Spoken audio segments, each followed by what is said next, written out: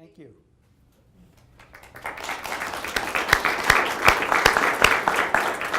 And I also want to reiterate, Jeannie was really wonderful. Jeannie Phillips did a 2-hour interview with President Hamilton, and 2 hours was not enough.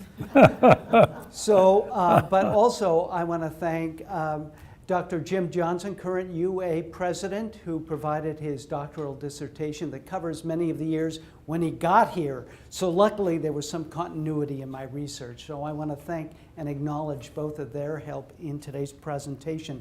What we're going to do, as Michelle pointed out, it's being videotaped. So what I'll do is give a short bio of President Emeritus Mark Hamilton, invite him up here, we'll sit down, and then I'll start asking him questions, and hopefully at the end we'll have some time to take any questions you might have as well.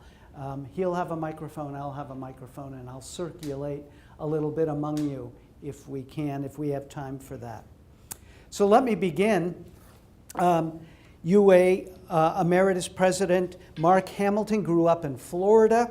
He received a Bachelor of Science degree from the U.S. Military Academy at West Point, a master's degree in English literature from Florida State University, and graduated from the Armed Forces Staff College in Virginia and the U.S. Army War College in Pennsylvania.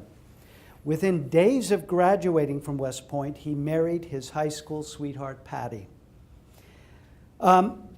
His 31 years of service to his country is distinguished with really extraordinary accomplishments. But tellingly, he highlights his role as a peacemaker as his best accomplishment. As commander for the U.S. military group in El Salvador, he was largely responsible for negotiating, and doing it in Spanish, I might add, an end to the 12-year civil war that raged in that country. Later in Somalia, his negotiation with warlords resulted in a period of peace that allowed the 10th Mountain Division to leave the area. ABC News anchor Peter Jennings identified President Hamilton as a person of the week, highlighting his 1993 negotiations with the Somalian warlords. In Brussels, he advised the Supreme Allied Commander in Europe on NATO planning concerning the former Republic of Yugoslavia, and during his military career, he was twice assigned to Alaska. Mark Hamilton is the recipient of the Distinguished Service Medal, the Army's highest peacetime award, and he also received the Armed Services' highest peacetime award, the Joint Distinguished Service Medal. He retired as a Major General with the U.S. Army in July of 1998. The next month, he was appointed as UA President. Not a lot of vacation time in between those posts. He was the 12th President of the university, and one of his first official actions as the University of Alaska president was to set up the extraordinarily successful UA Scholars Program. As the university system's top promoter, he also reversed years of declining state support from the legislature. University of Alaska President Hamilton also served on numerous boards and commissions, including the Denali Commission, the Alaska Aerospace Development Corporation, the Alaska Air Group Incorporated, the Alaska Sea Life Center, and the Alaska Distance Education Technology Consortium. So please join me in welcoming UA President Emeritus Mark Hamilton.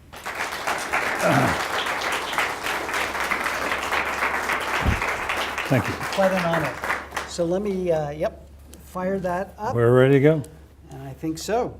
So let's see. You say you had an ideal childhood growing up in Florida. In what way did you mean that? Wow. Well, I was in St. Petersburg, Florida, which at that time was literally known as the city of the green benches. They had benches all around because there was such a retirement community down there.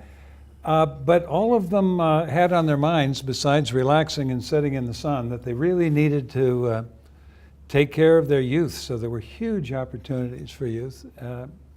was just very idyllic. I mean, I went to high school where you could come in and say, Mr. Evans, it's just too beautiful out there. I just have to go fishing. And he'd say, go ahead, Mark. And off I So would different go. from my high school. Yeah.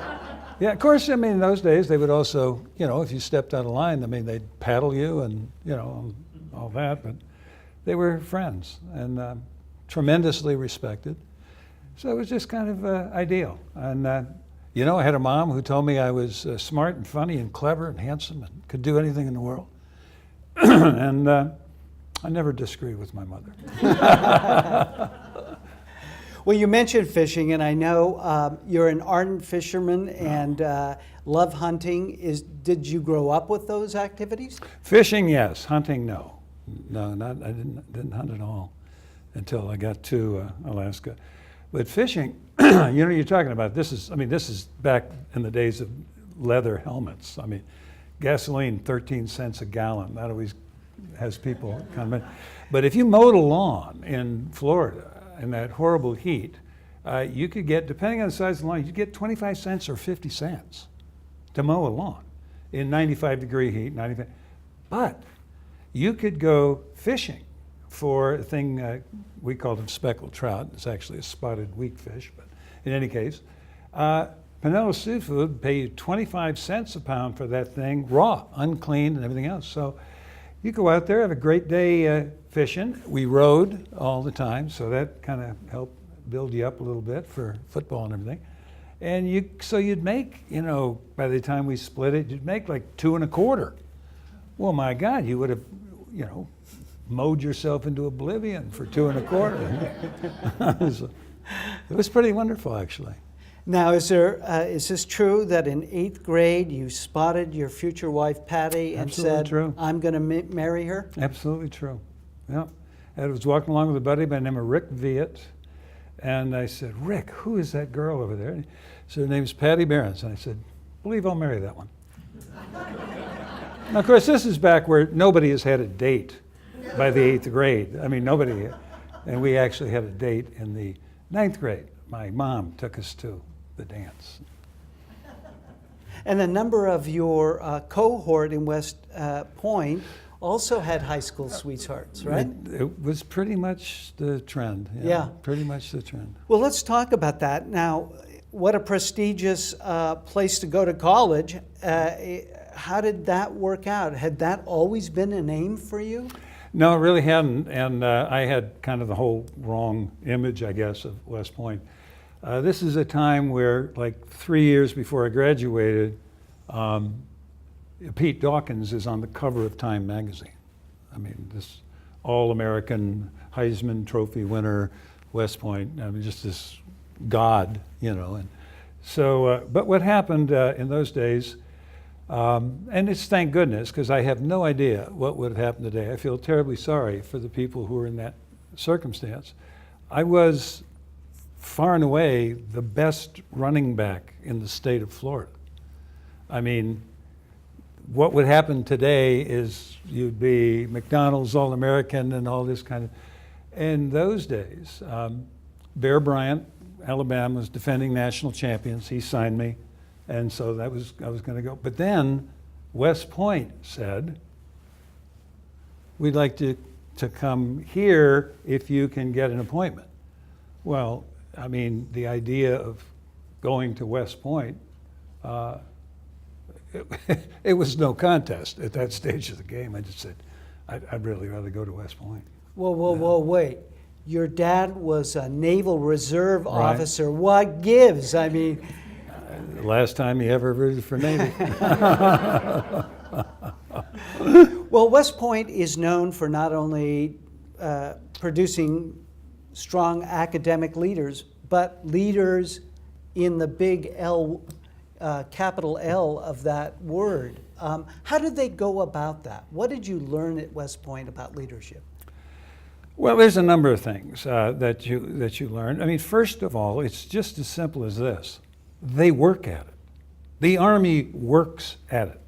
every single year of my 31 years, many times a year for the 4 years. You were rated by peers. You were rated by your company tactical officer. You were rated by commissioned officers. You were rated by non-commissioned officers. How's this guy doing? What is this? How is his style? How is his commitment?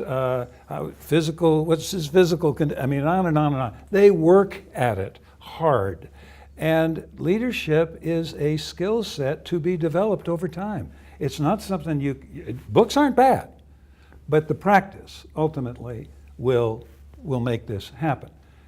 What happens with that interaction of listening to people who have observed your leadership and understanding some of them one day will be subordinates, non-commissioned officers? Okay, how am I doing here? What's going to happen out there when I'm now an officer and these guys are working for me? How do you treat subordinates? And I think what grows overwhelmingly is this sense of the unbelievable value that you see spread across an organization in other than leadership positions. The skill sets of each of these individuals are wonderful and equal to your own and surpassing your own. Suddenly leadership becomes, how do I find them? How do I encourage them? How do I reward them for doing the things that they want to do? Left to their own devices, they will self-form into an instrument of excellence. Mm-hmm. And with any kind of encouragement, with any kind of recognition, they're just incredible. And that was the most powerful lesson of leadership, is that you have so much talent before you, especially in an organization that's as huge as this one is. I mean, you look at that building over there, you got a couple of hundred people working in that building. My God, they're incredible who they are and what they can do. And you need to know them. You need to get to know them and to understand them. It's a great form of humility, because it doesn't matter what your status is. So you're a general, so you're a big shot. No, you're not. You're a president, you're a big shot. Go down and take a look. You got over there in that building, you got a couple of people who are concert pianists. You got a couple of people who have PhDs in voice. You've got a stand-up comedian or two, a couple of MCs, all kinds of string quartets and jazz bands. And that's just in the Butrovich building. Mm. And you look at that and say, I guess I really don't have a hammerlock on all the skill sets here. And it helps you to lead when you celebrate the excellence of the people who are working for you, you know. Well, when you emerged from West Point, you really had a trial by fire to test out those leadership skills, because you and so many others Right. served in Vietnam. Right. And I often think about this line about the Mercury astronauts. You know, there's a scene in The Right Stuff where one wife says about a corporate executive who says, you know, when they go into the office, they say it's a war zone in there. But when my husband goes out, Yeah. I don't know if he's going to come back. Yeah. And I'm thinking, when you talk about leadership and learning how to, grace under fire, that's where you must learn it.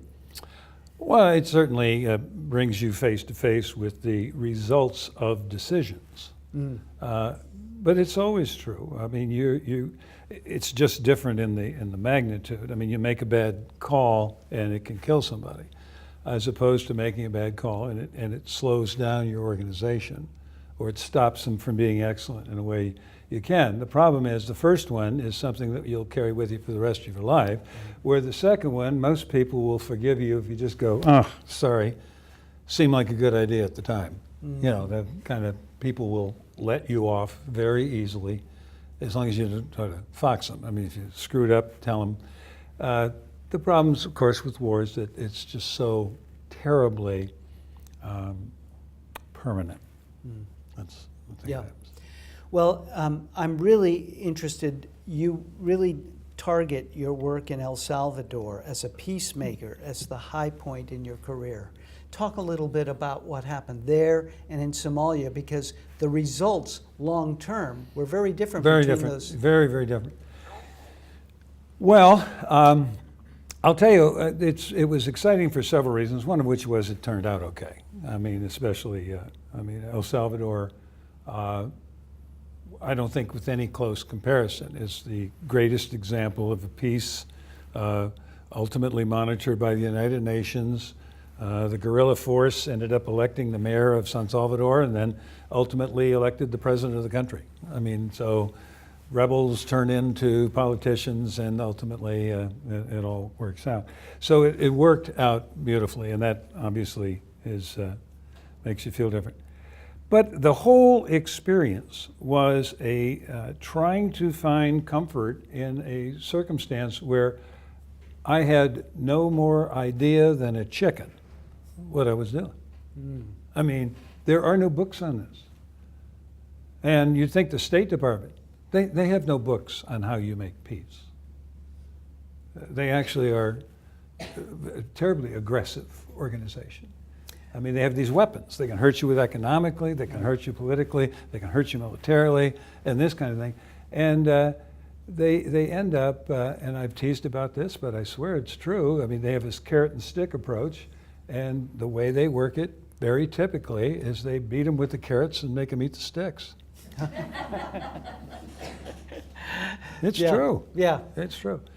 But some other things happen there. You're talking to people, and so here's this guerrilla, Hercules was his nom de guerre, and we got along pretty well. Guy had been wounded 5 times, lost 3 wives while he's fighting. He'd been a school teacher before he went there. And ultimately human being. I mean, he was a human being. That's all there was to it. And we could talk, and we could understand each other. We could chide each other if that sounded like a threat, that kind of thing, and move back and forth. And that ultimately gave to me, others may have had this prior, but it gave to me a kind of an insight into humanity that is very comforting. I mean, I think you can just about talk to anyone, ultimately. Well, so when you came, let's move on to the university, because I was going to observe that the Army has a tradition of team building and chain of command. The university really honors critical thinking, independence of thought, sort of being contrarian. And so very different sort of institutions in many ways. What made you think, based on your experience in the Army, that you'd be a good fit as the University of Alaska president? I think it was my mother's fault. I mean, I just kind of thought I could do about anything. Yeah. And then you had the other thing, where you have this magnificent institution that part of the paucity of master's degree students meant you had very few TAs. So you've got full professors teaching classes to freshmen. Just classes that private universities would have advertised and begged for in terms of class sizes. So all of the reason and all of the facts were on the side of this is a great institution. And it was unbelievably cheap in those days, especially. And we just needed to get people there to it. So I told Wendy we were going to get our average student in about 2 years. Okay, we're going to take care of these primarily ladies. Because I said, I'm going to start a program that the governor or the legislature will snatch from us in 2 years. They'll say, that's so good that I want to own it, I want to put my name on it, I want to fund it. And so we started the Alaska Scholars Program. and thought it through. I want to go for the top 10% of every high school in the state because I don't want them dominated by the top ACTs, SATs from Anchorage, Juneau, and Fairbanks, which is what would have happened, almost certainly. By getting the top ones from every high school in the state, you also managed to get some from every single legislative district, every senatorial district in the entire state. So you've got some enormous coverage out there. You've got at least a couple of fans in every single district, which will help you get into the office a little easier. And it worked, except for my mistake in assuming that the legislature would grab this, make them, I mean, I suggested it many times. I mean, call them legislative scholars, call them governor's scholars, and they all went, no, that's fine, go ahead and keep them. So we never kind of got to get to that second step, which I think would have been a good one. Well, and the other point that I want to make, that you immediately sort of were able to reverse the decline in funding, and it had been a long period, about a decade, I'm guessing. It was about a decade, yeah. Yeah, of declining support from Juneau, and you reversed that. And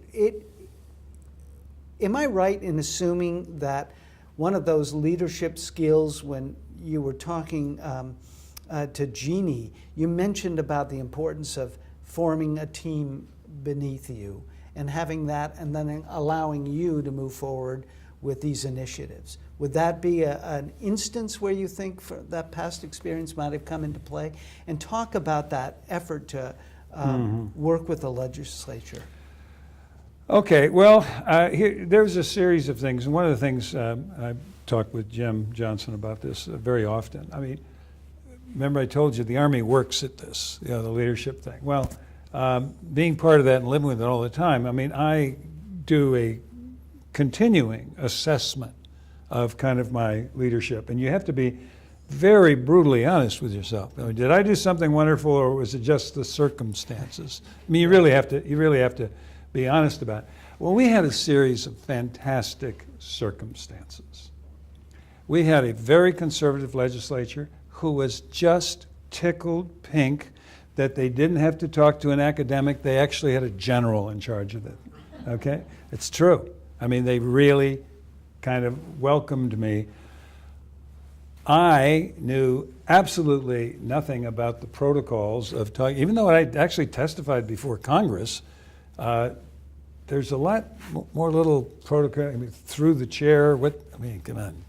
Anyway, I had none of that, didn't understand all of it, so I got to brief them, and I just put a chart up there and just went through this chart and said, you're killing us. You're absolutely killing us. You owe this university $50 million. Now, don't give it to me, because we'll choke to death on it. So I'll settle for 16.3. That's about what I think we can develop. And that's just the way I talk to them. And they kind of thought it was good. They could have said, I could have been very insulted. It could have been a disaster. Then we had a governor. We have a governor who's a Democratic governor, Republican, so he can't get anything done. Sat down and I talked with Tony Knowles. And I said, you know what, Governor, you get done with this whole thing, you're going to have all the same problems you got right now. Okay?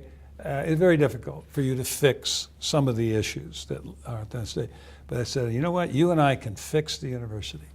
And here's the deal. I will make sure the regents never go crazy and embarrass you by asking for too much.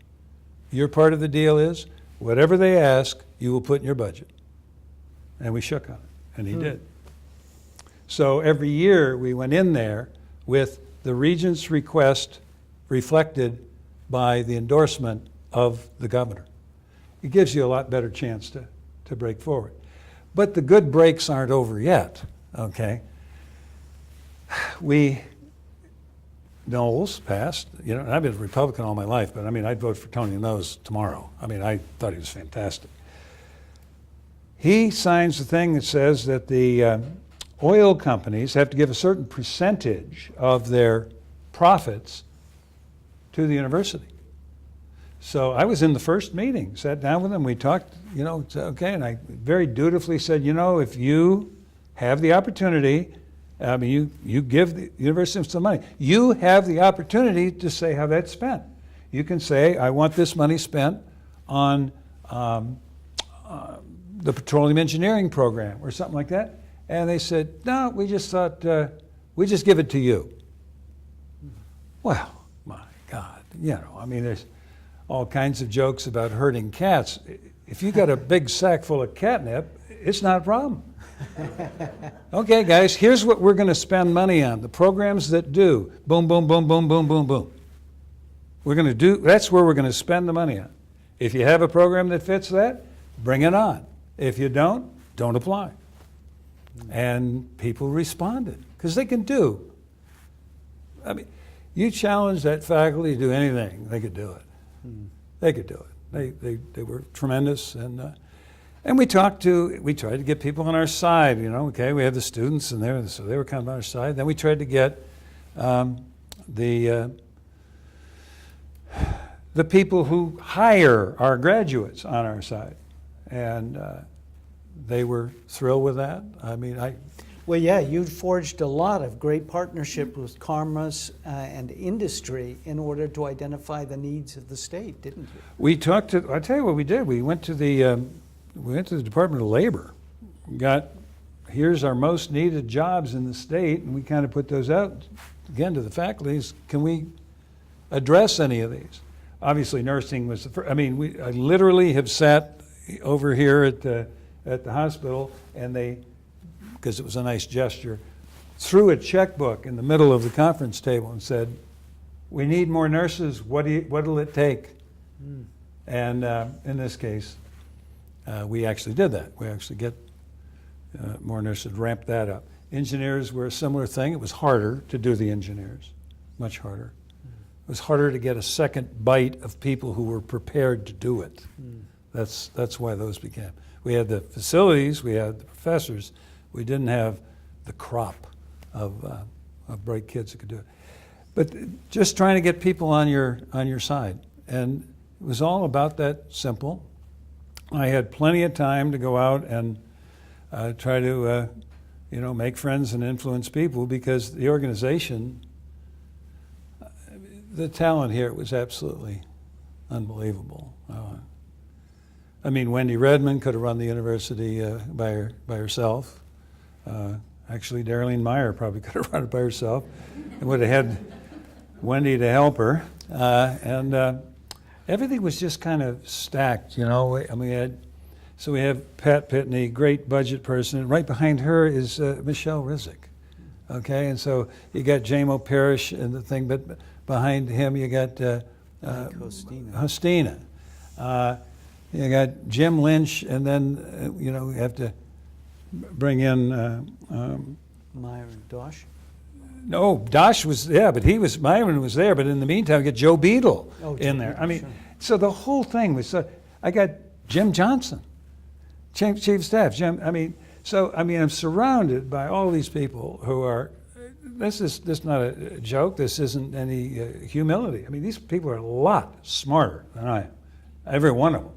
And I had 4, 5, 6 of them out there that really could make this thing run. So, okay, well, you go do it. I'm pretty good at chatting with people. So I'll go chat, and you run the university. That's pretty much what happened.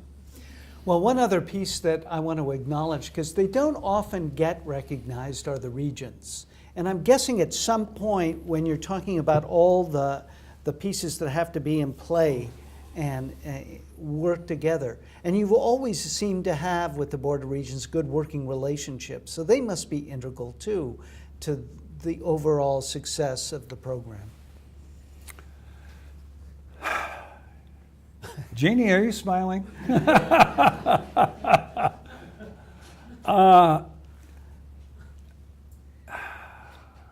These are wonderful people who care a great deal, and given the qualifications for being a regent, can't possibly know enough to be much more than an advocate. That's kind of it.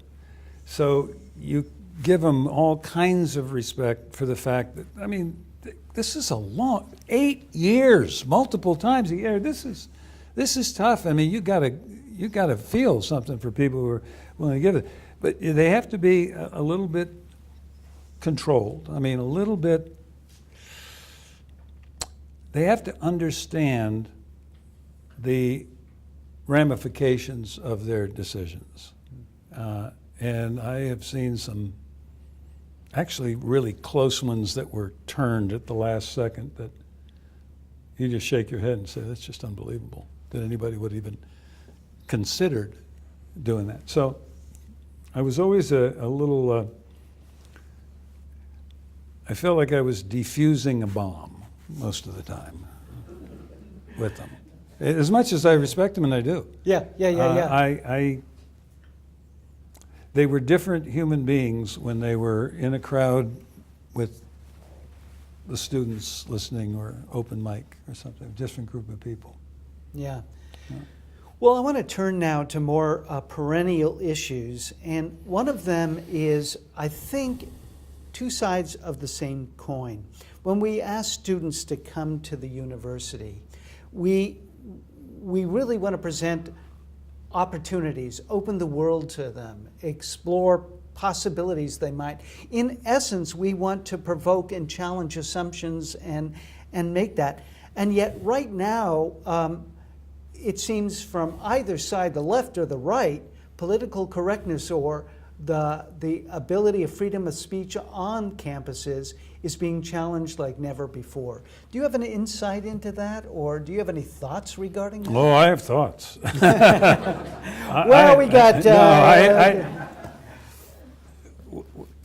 think the first thing I would do is I'd make the very first course as a freshman student in understanding the concept of irony.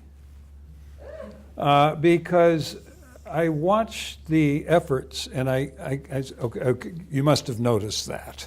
You must have noticed that you are specifically naming yourself and challenging a concept of fascism, but you're dressed in the same exact historical uniforms that they were, and you're using the same tactics. Did you see that? Did you switcheroo on that? That sort of thing. This is horrifying. Anybody who's involved in any shape or form with the concept of higher education, you've got to respect the concept of the dialectic. Thesis meets antithesis, argues, discusses, and through reasons comes to synthesis, which is a step closer to truth. Synthesis becomes a new thesis to which you assign an antithesis, and we just keep going with this. And so that we get to engage lots of minds with lots of different, we're done with regurgitation. Now I want my point of view protected, and I want a safe spot where I can only be surrounded by people who think like I think. Could we check with the irony thing again? What are we doing? This is craziness. That we actually dismiss the idea of freedom of speech. I mean, dismiss. This is a concept which, this is a poll that this beats motherhood, apple pie, sky is blue, and any other question that could possibly be asked. 98% of Americans say, I believe in freedom of speech. I've figured this out. What actually happens is 100% of Americans believe in freedom of speech 98% of the time. Okay? Oh, that freedom of speech. Well, who gets that one? No, you don't get your choice. You're either for it or you're not for it. Very courageous stand made recently by the university. I applaud that. I don't care if it's disgusting. I truly don't. Freedom of speech says what it means what it says, and the idea that somebody should be punished for it, it can't work. It can't be a little punishment. Or we'll just do the investigation, but assignment, don't do the investigation. We'll just talk to them. Don't talk to them. They didn't do anything, and you have to believe that. And when we see the kinds of things that are cranked up today, you can't say that, whatever it happens to be. I mean, there used to only be 7, didn't there? When George Carlin went after it, there used to only be 7. I don't know how many there are now. Yeah. Now, as a matter of fact, I'm starting to feel sorry for victims because the cast of victimization has gotten so diverse that it's almost impossible to find yourself a unique niche. Why you should really have sympathy for my plight, because it's just enormous. We've now taken on a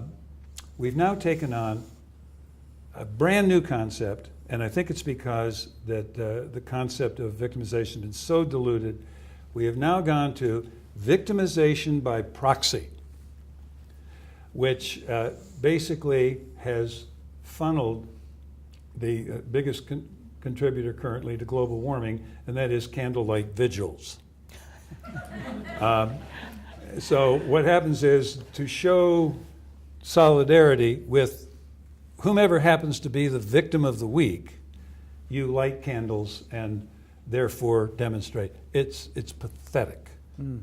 The whole thing is pathetic. That we should make victims such a central focus of our attention, that we should trash freedom of speech as though it never existed. This is. I sit with other old men and wonder out loud: is this just because we're old men, or is this different and catastrophic? And because we're old men, we come up with catastrophic. Well, the other side of the coin that I want to talk about is even as we bring students to a campus like this in order to provoke them and challenge them and get them to think in new ways and be open to new ideas, we also want to provide a safe environment. And with Title IX violations, with attempts to bring guns on campus, and the perennial one, I can hardly wait to talk to somebody about the tombstone to tradition that's a part of the University of Alaska tradition when beer was banned on campus. Alcohol and how it mixes with the student population is another example. Now, as a college leader, your job is to, in part, make sure that parents and students feel safe even as they explore new ideas and try to exercise freedom of speech. Isn't that right? Well, there's some issues involved with this, and let's just start with this. Okay, we're not a high school. You're a high school, you actually have a legal concept called local parentis, where you literally have the wherewithal to parent the people there. You might feel, as I do, very, very parental about my students. I mean, I want them to be safe. The question becomes, what are you willing to do to make them? Okay, there will be no alcohol. That would be actually a very easy decision for me. It was one I made early in my life as I was leading these units, and couldn't help but notice that 95% of all the trouble my soldiers got into happened with alcohol.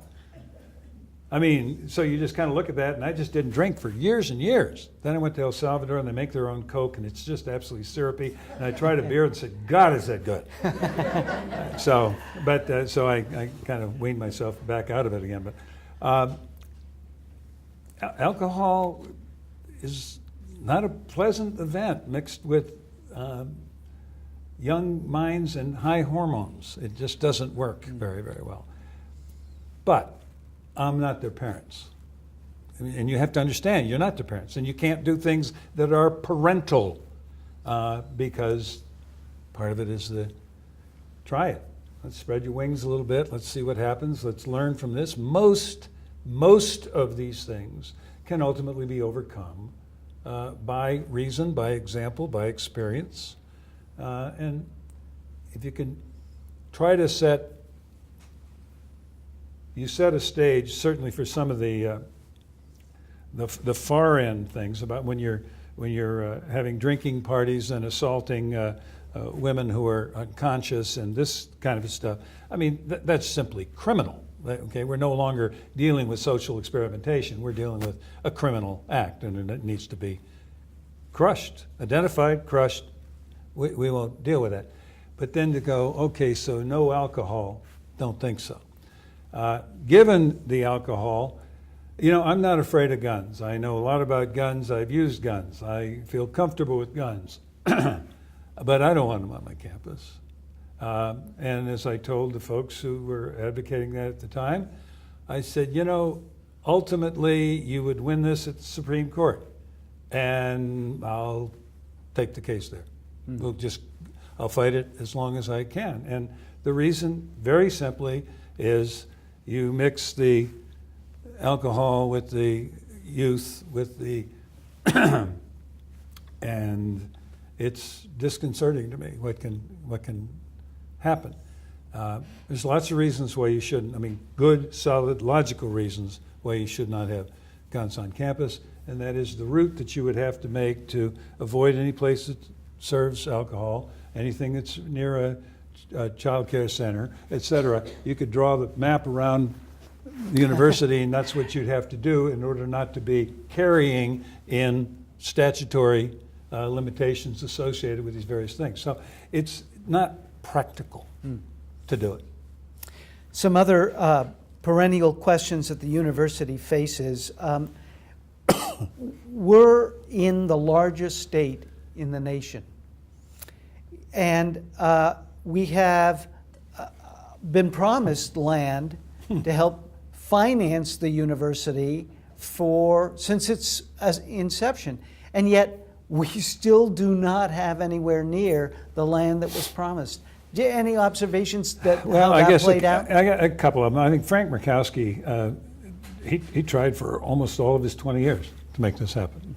He really, really cared about this desperately. And he had it, you know, reasonably set up, but frankly, it was pretty much stymied then by state legislature, who wouldn't come through with the trade-off, because it was kind of a we'll give X and you match it 2X was pretty much the deal that Frank had set out. There's some reasons not to have it, and just in terms of practicality, and the practicality of it is that it certainly, because they did it anyway, even though we didn't have land, it certainly is a temptation to say, well, why don't you guys just live off your land grant? Well, I mean, I don't know what the high point of our land grants when we were selling trees to the Far East, but it was maybe 8 million, maybe we made in a year, maybe 8 million, which you know doesn't even come close to funding the university for any period of time at all. So had we gotten it, we probably would have had to fight that particular fight. You also have the other issue of what are you going to do with the land? Okay, just again for the state, they didn't come up with it. We would have been way down the list in terms of who got to pick first. It wouldn't be settled if they'd have given first year I was in here. It wouldn't be settled by now. Some of it probably be forest land. Well, we have the 2 largest forests in the entire United States, and we don't sell a single board foot of timber. So I'm not sure that would have worked very well either. So I think we just kind of let that one go. I don't think it's a battle worth fighting, and there's some real, as they say, some real downsides if you get it. People go, oh, you're good, you're taken care of, and we're not. It's not how you do it. You don't do it with land grant. You do it with an understanding on the part of the leaders of Alaska that that's how you grow a community and sustain a community, is you have a vibrant university that produces the workers for your state, the leaders for your state, and the politicians ultimately of your state. One of the challenges of also being a part of the largest state in the union is maintaining satellite campuses throughout the area. They oftentimes have, you know, a marginal student population, and yet they cost money. And my next question is about deferred maintenance. You have buildings and whatnot there. Any insight about that aspect of the University of Alaska system? Yeah, well, let me do with deferred maintenance first, because it's such an easy thing to criticize, except when you're faced with the realities of trying to live off of a budget that's not good enough to meet all things. What you're always going to do is you're going to defer some maintenance. Is it going to cost you more later? Yes. Can I get away with deferring it a year? Yes. As opposed to cut this class or do this thing or something. I don't care who it is. I promise you, everybody ultimately in a budget crunch is going to defer some maintenance. Just going to do it. Not the safety stuff, not the, obviously. But you're going to do that, and it will always grow. Tried very, very hard. For years, the Board of Regents had as their number one priority, the number one priority was deferred maintenance. And the legislature would just totally, completely ignore it. Completely ignore it. And so I don't know if they're still doing that. It's a nice thing to wave in the breeze. You might want to do that. Talk about the rural campuses. Now, I actually fudged this in my presentation because what I talked about were not specifically like Kotzebue, okay? What I said, and it was easy to remember. Don't trust these statistics. Michelle might actually know what the new ones are, but this was true when I said it, okay? If you take away Fairbanks, Anchorage, and Juneau, take away those three campuses, all the rest of them cost 1/8 of our budget, deliver 1/2 of our head count, and 1/4, it was 1/8, 1/2, and 1/4 of our tuition, or whatever those actually, been a long time, over those sort of, and that was the statement. Now I'm fudging a little because that includes the larger rural campuses, community campuses, that actually do very well. But you say, okay, I'm going to do away with this. So what am I going to save? And the answer is, you're not going to save much. And frankly, at that stage, because I didn't know much about protocol early on. I was faced with this the first year, and what I said specifically was, no, I won't close campus. 2, if you make me close the campus, I will resign, and I will spend the rest of my time in Alaska fighting against the university naming itself for a state they will not support. So I was kind of all in on the campuses. Yeah. As soon as you decide this one isn't good enough and that one isn't good enough, it's going to be hard to go back to the legislature and figure out why they can't say you're not good enough and do it yourself. So kind of a misnomer. It's one of those things where people just assume that that's where we're bleeding to death. We're not bleeding to death on our rural campuses, and you can't save enough money to do much if you get rid of them. The third question to arise from the state side is telecommunications and remote and distance learning. And the university's always pioneered that, but it's just taken off. And right now, I'm assuming that college courses from anywhere in the United States are offered online. And so suddenly it's a bigger pool of competition in a way for the students that we have in state. And it was in your time that this started taking off and really taking on a life of its own. Well, this is something that obviously we wanted to look into, very quickly, because the reality was that the state of Alaska was absolutely the national leader in this reaching out long distance kind of education. That was all done with telephones and fax machines and this kind of thing, or not the mimeograph machines or whatever. But we were very, very good at it because we had to. Well, then came in this huge wave, and suddenly we can't compete because we didn't have the wire lines. Mm-hmm. You know, the tyranny of linearity has killed us. You know, I mean, Eisenhower puts roads all over the United States, so it doesn't matter if you're in Boise, as long as you're between LA and New York City, somebody will build a highway that goes right through your state. And the same thing happened with fiber optic cable. It just wasn't any coming this way. So dramatically lost our edge as people began to do that. But as you peek into this thing, let me tell you, it's very interesting. First misconception about distance education is that it's somehow cheaper. It's not cheaper at all. What ends up happening, these other courses, by the way, are, I mean, I actually don't knock these. These are for Phoenix and all the ones that, don't knock these. Let me tell you what they sell, though. What they sell is very specific, personal guidance, okay? I mean, you don't even have to sign up for a course. Dial their number, get into it. You're going to have an email tomorrow that says, Robert, I saw you were looking at our coursework. Can we help you? Did you find anything there? Would you give me your phone number? I'll talk to you. Or you sign up, say, hey, you signed up for a Wednesday course. You might know that we also offer these additional courses that will help supplement the course you chose. Plus, on Wednesday, if that's a good day for you, we also have these kinds of courses. And then somebody's going to call you and talk to you. And how are you going the first assignment? Did you take on too many courses? Do you think you do another one?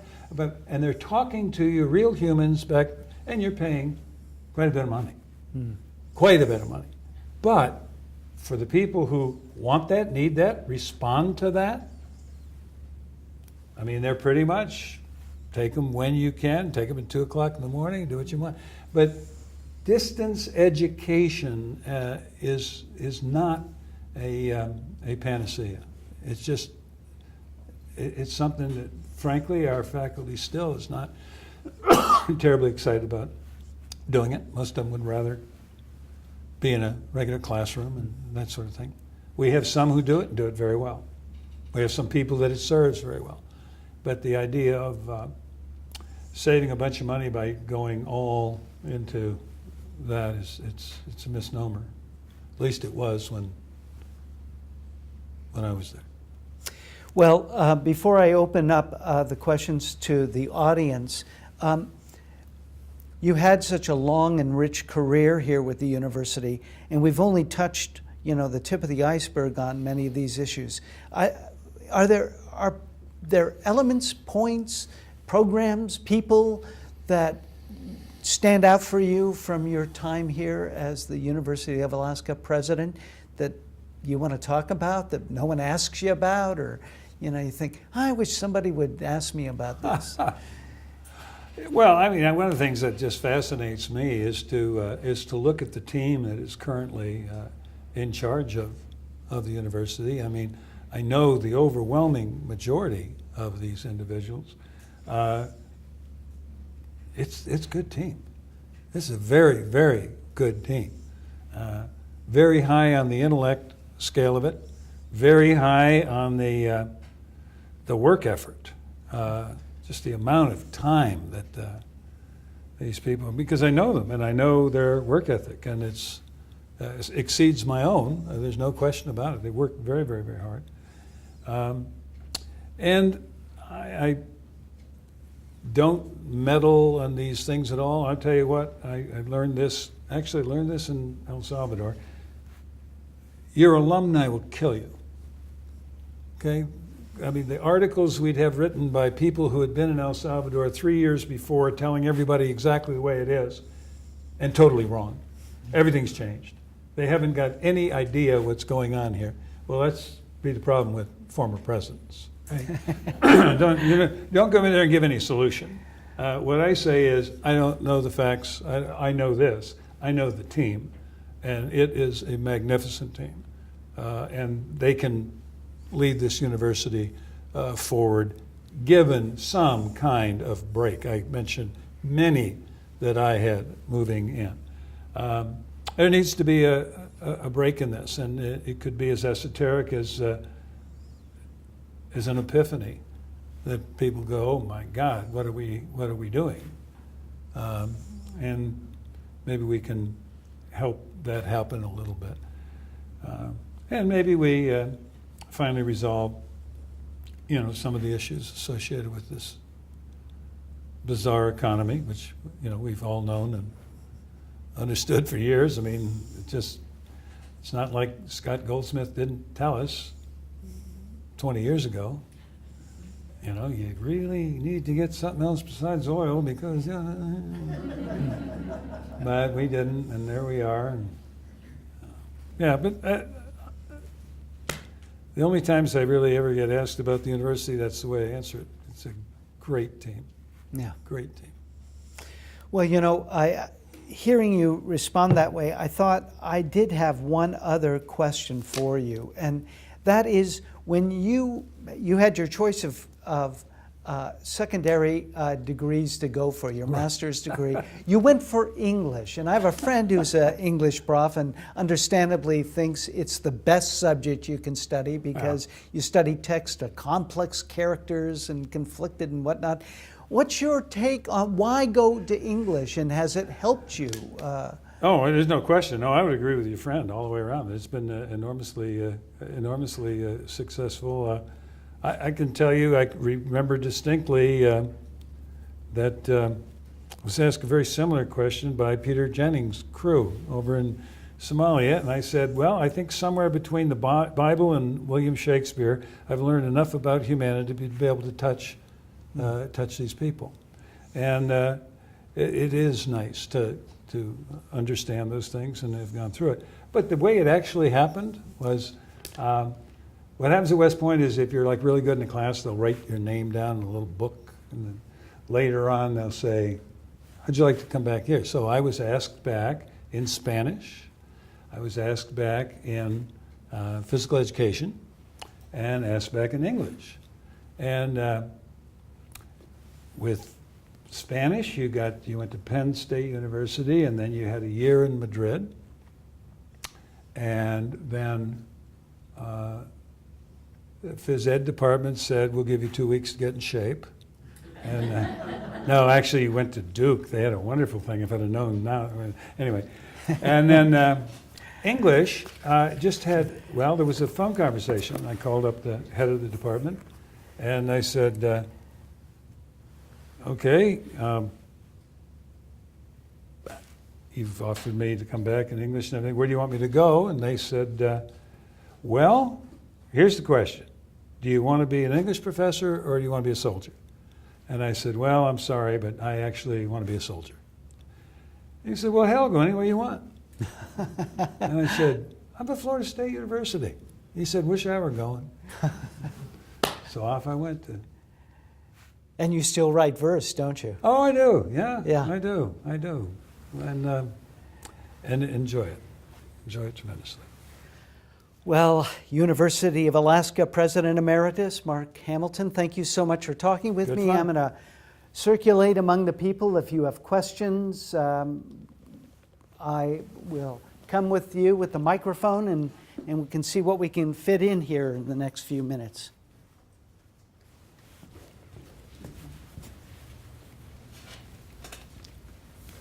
President Hamilton, one thing that was not touched on in this conversation about your accomplishments at the U, and I would personally like to thank you, is your Make Students Count award program. I think that's wonderful. We talked about faculty, we talked about your leadership. We didn't necessarily talk entirely about all the staff that meet with the students every single day, the good hard work that they do to help ensure student success, just to help give them good service when they come to any department, whether it's summer sessions, whether it's the bookstore, whether it's accounts payable, the bursar's office, financial aid. So many good people at the university, and your program, I think, really, really helps people strive to do the best that they can to help our students at the University of Alaska. Thank you. Oh, well, thank you very much. It's one of those awards that I do believe that good institutions reward people who perform in a manner that they support. What happens with the Make Students Count is the individuals, it's voted on by peers. And the only thing about the award that's simply true is the people who do this thing and earn the award would do it without the award and without the acknowledgement, and everything else. Wonderful, wonderful. The strength of the people, it's very, very hard to exaggerate that. When you had this crumple of a university in 1998, the people we had on that staff, you had sometimes 3 people manning, in this case, in almost every case, it was womaning, a 13-person staff that had shrunk to 3 because some of the skill sets that they had picked up along their ascension, they just kind of kept, well, I did student loans, for a couple of years back in the early 80s, so they picked up that one, and so you got 3 people in a registrar's office. It used to be 13, and this sort of thing. Kind of a fascinating thing, because this, was kind of like a raisin. I mean, it all crumpled up and everything, but boy, a little bit of water on that thing, and it just blossomed. So the skill sets that had been maintained, even though there were so many fewer people, were sufficient to turn the university very, very quickly. Very, very quickly. They responded to that. And that's why, there's no doomsday for me in the university. Sooner or later there will be a change, and that which remains will be capable of responding. Anybody else? This is actually theater. My handing this, I think this has gone out of power, but just an instance, if it works, please. Okay, fine. So working at all? Yeah, but I think we can hear you in this venue, so. Well, first I'd like to say thank you for covering such broad subject area of your past history with the university, and more than that too. I appreciate that. But one of the conclusions, which I agree with completely, is the world is changing, cultures are changing, the natural environment is changing because of climate change primarily, but for other reasons. And here we are in Alaska, and the one area I think that makes Alaska unique among all of the other states is that we have this tremendous coastline, tremendous importance of renewable resource in the fisheries, and of course salmon the highlight. And salmon, it's only Alaska and the Western Far East on the Pacific Rim that, and Canada, and it used to go down to California, we have the Pacific salmon that are bringing all these resources up. Well, this is all what makes Alaska so rich, yet it's not just Alaskan, it's international. It's the North Pacific and the Bering Sea are so important to Alaska, but they're sort of important to the economy of the United States and to many other countries as well. And I don't think we've done an adequate job in the university of, and we don't have adequate assistance from the U.S. government, because it's not just us, Alaska, and the money that we make from the fisheries, it's the rest of the world that's drawing on these resources, really. And we're helping to feed the world with the fisheries, but why don't we have more cooperation between the state and federal government? It seems to me we should have more cooperation. It seems to me that it's a U.S. responsibility, but it's an Alaskan responsibility to try to work collectively with them. It seems to me you might have some ideas. Actually, I do, and it's a remarkably long conversation, and so I will find you afterwards and talk to you about it. It happens to be something that I know more than a little about, and it happens to be something about which I'm a little passionate. I will just touch on one thing, because I don't want anybody to leave with a possible misunderstanding. Alaska, the state, makes squat from commercial fishing. It costs the state of Alaska more money to manage them than they pay in taxes. Did you hear that clearly? More money to manage them than they pay in taxes. The problem with statehood was we only got the state. Seattle kept the fish. They do feed the world, but they don't feed Alaskans. Alaskans' primary source of protein comes from salmon, and it comes from salmon that they catch. And it's 3 times as much as any other culture. But anyway, I like this subject. We'll talk about it. Mark, Paul! You must often hear parents say, I have a daughter that I was really encouraging to go to UAX, but Sure. now, what do you think, Mark? What do you tell them? Well, I tell them, I tell them this because it's really nice. You know, I tell them that once upon a time there was a university that a lot of people didn't want to go to because they wanted to go outside and go to the university that their parents went to and everything else, but there was a program called the Alaska Scholars Program. It attracted them to it and everything else, and one of them was my current daughter-in-law. So it's a success program that you plan for the future by getting your daughter-in-law to stay in this state so they can marry your son and have a beautiful baby named is Maya, 2.5 months old. That's how I usually answer the question. You know, it still remains all of those qualities that we talked about when we ran into the dilemma before. This is a good university. These are some very, very good professors, very highly motivated to get involved in research, which, by the way, Fairbanks and its research effort saved the university during the time of the desert. There's no question about it.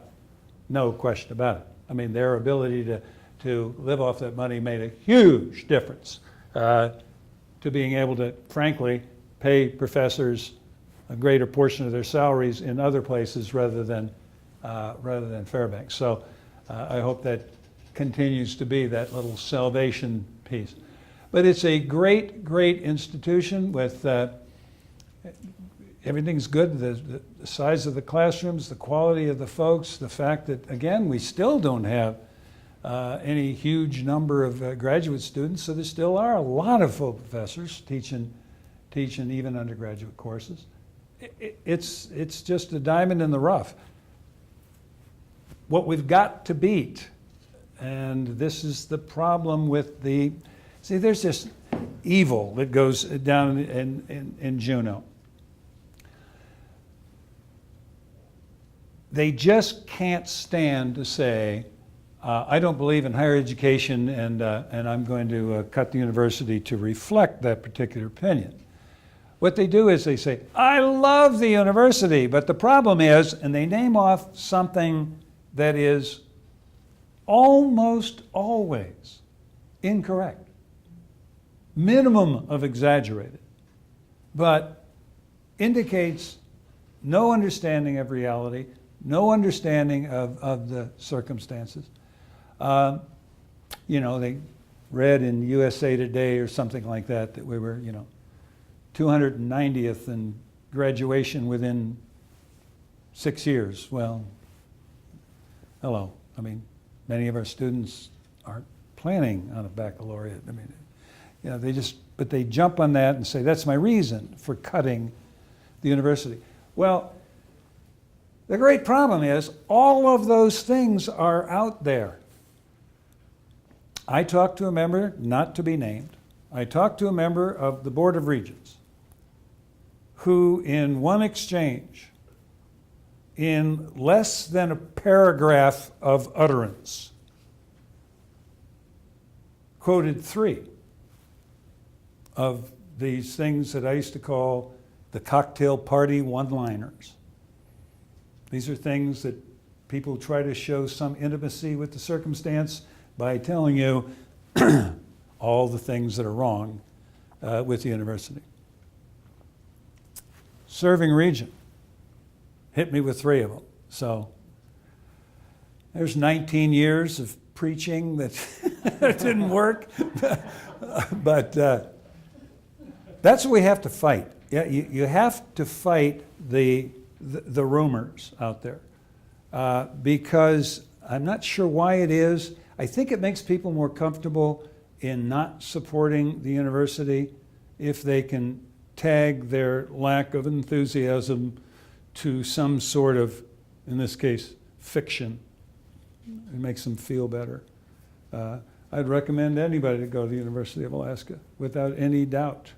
And I actually do that. One of my little retirement things is I'm what's called a civilian aide to the Secretary of the Army, which obviously I care a lot about it, because otherwise I would never take on anything that called me a civilian. But in any case, one of the things that they do there is if a CASA, they call them, if a CASA signs off on this thing, you can get a kid these ROTC scholarships.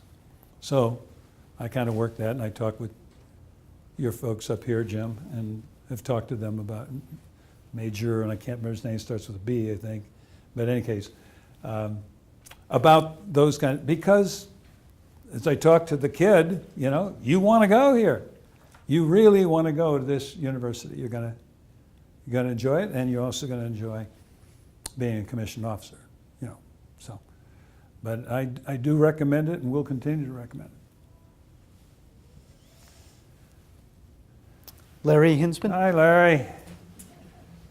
I have to start out with a short story. About 15 years ago, I'm Larry Hannon, I'm the Vice Chancellor of Research now, but about 15 years ago, I was the research scientist here, research professor, and we conducted an experimental forest fire. At that time, it was the largest forest fire, experimental forest fire in the nation, and still is to date. And we were going to burn a very large area out in Poker Flats Research Watershed. And across about 3 miles, there was a Haystack subdivision. And there was quite a bit of concern from the residents in Haystack that we not do this experiment because they were afraid the fire was going to get away and there was going to be damages. And in the state of Alaska, there's a law that if you start a fire intentionally, you have to pay double the damages. And the residents of Haystack could have easily have stopped the experiment, could have stopped the project. So I went to see President Hamilton, and we explained all the safety features that we put in place. We cut a black line all the way around the watershed. It was 100 meters wide. We put water tanks all the way around and plumbed it with fire hose the whole distance. We had 100 firefighters on the ground. So we had a lot of safety features in place. And President Hamilton called a news conference and said, "We will pay any damages upon demand." And we did the fire without a hitch. I reported the next day, and President Hamilton, in his President Hamilton way, said, "We're not in the business of risk avoidance, we do risk management." But, thank you for that. Well, thank you, Larry. That sounds actually, that risk avoidance, risk management actually sounds like something Jim Johnson used to talk to me about all the time. Risk management. It's true. Hey, you want to do something safe? Well, sit in your house. I mean, it's probably pretty safe. Yeah. You want to get a little exciting? Go for it. Miracles out there to be done. Great people to meet. Hell of a life, isn't it? Isn't it a hell of a life? You're my aim. I'm coming for you. I'm coming for you. That's for sure. Well, it looks